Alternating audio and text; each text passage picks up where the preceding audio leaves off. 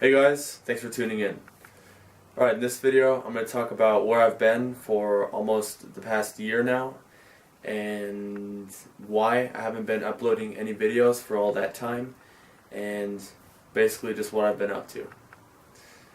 So, if you remember back in late December, early January, I made a video talking about a car accident that I was in on my way to a job interview. It was on my last day of college too, and basically I was hit from behind in this car accident. It was on a highway, and over all these months I've had somebody trying to sue me, and it's just been a huge mess, and it's been a huge ordeal, and I was basically very stressed out and afraid that I was going to be going to prison, all these kinds of things, because basically in the crash some people are trying to argue that my actions basically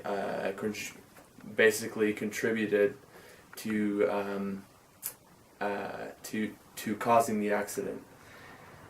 But so anyways, yeah, that would definitely be the first reason why you haven't seen me for about a year. And the other reason is that I pretty much figured that since I was going to be working a full-time job and I wasn't really making any kind of money from making YouTube videos, that there just wasn't really a reason to be doing it. The only reason in my head at the time would be if people actually enjoyed the videos and people were actually watching the videos.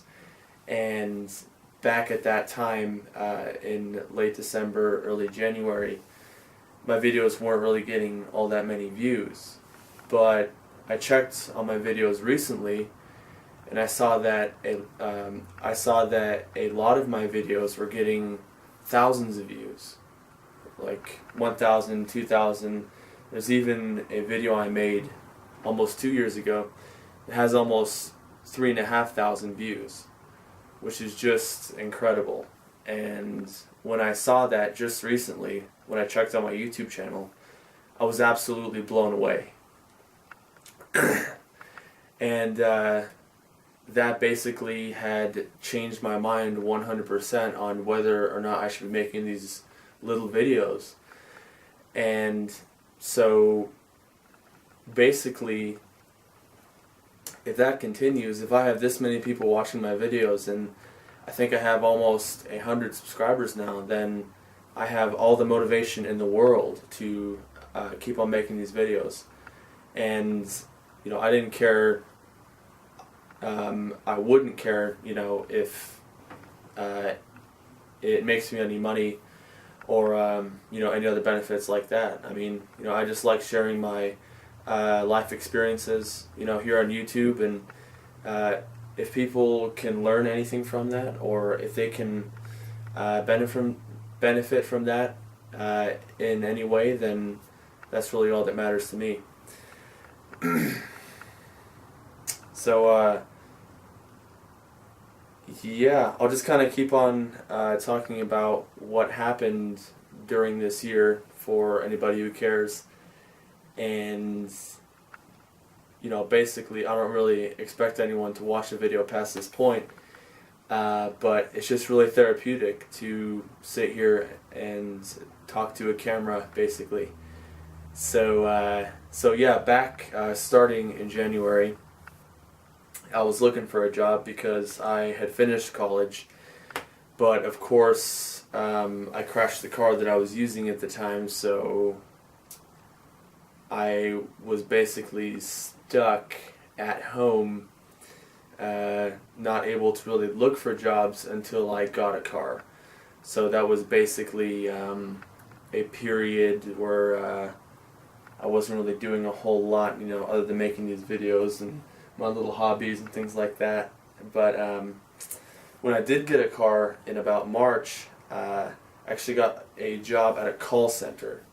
And it was a call center that worked for a cell phone carrier. I won't mention the name, but I would basically sit in a desk, right, maybe 8 to 10 hours a day, and I would answer the phone and help people with their cell phone bills and with their cell phones, general troubleshooting, things like that. And that job went on for probably about 4 months. And then basically I just wasn't really feeling it anymore. I mean, it's not really a good job for somebody who's creative like myself, and that's something that you'll hear young people saying a lot nowadays, is that they feel like they're creative and they don't want to work those kinds of jobs. But I mean, this job was it was a low end, low paying job. There was really no reason for people to stay there longer than a couple months, and nobody did.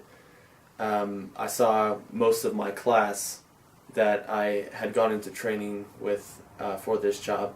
I saw most of them leave within probably a month, and then there were maybe 4 or 5 of us left, and then 3 months come around and those people left, and then after that it just gets pretty depressing because you think, I'm the only one left, and there's really no reason for me to be staying here. So basically what happened is on my last day of that job, I had gone into work, and I answered the phone, and it was a very angry customer, and the call wasn't going well, and so I basically just kind of lost it. What happened is I moved my hands down towards where the headphones were plugged in, and I just pulled out the cord.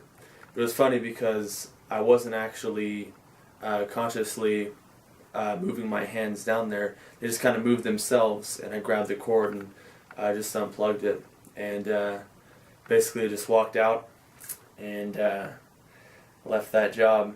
But so yeah, that's what I've been up to from early January till about June. But I mean, in these kind of jobs, there's lots of things that happen that make a person want to quit. It's not just because the job is boring or because it's difficult. That would never cause me to leave a job, but they would basically pull you aside, every day for these, very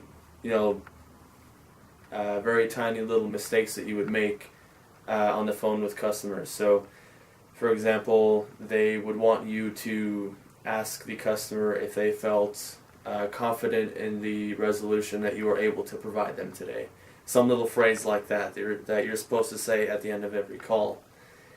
And I would sometimes forget to say this to customers, and so they would always pull me aside for that. And they even pulled me aside one time and said that I wasn't being nice enough to the customers, I wasn't being upbeat enough, cheery enough, that kind of thing. And I mean, anybody who knows me knows that I'm not a mean person, but I'm kind of a serious guy, especially if I'm going to help somebody with something over the phone. I'm not going to be all cheery and giggly and that kind of thing, but, at the same time, I'm not going to be a jerk. Anyways, what I'm trying to say is that, if you're not a clown over the phone, while also being very analytical and very technical with what you're trying to help them with, basically they want you to balance out all these things and be, all these kind of personality traits in one package. I don't know if that makes any sense, but yeah, just ask anybody who's worked in a call center and they'll tell you the same thing. It's not a fun job.